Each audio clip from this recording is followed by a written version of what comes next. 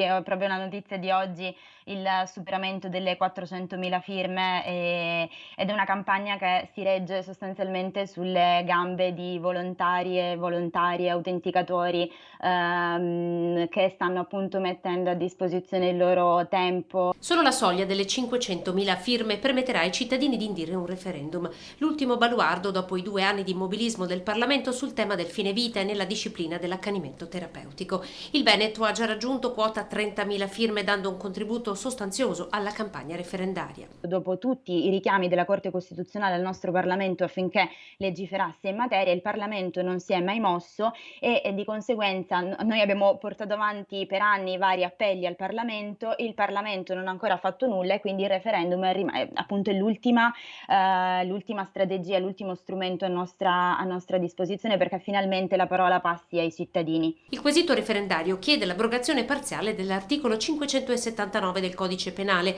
che disciplina l'omicidio del consenziente, permettendo così l'introduzione dell'eutanasia attiva, l'aiuto medico alla morte di chi si trova in condizioni di sofferenza. Nel rispetto sempre sia di quelle che sono le previsioni previste dalla legge sul biotestamento, la 219 del 2017, sia le previsioni che la Corte Costituzionale ha dato nel caso di J. Fabo e Marco Cappato. Quindi si andrebbe appunto a permettere in Italia a coloro che si trovano in condizioni di estrema sofferenza di porre fine alle proprie sofferenze facendolo qui in Italia.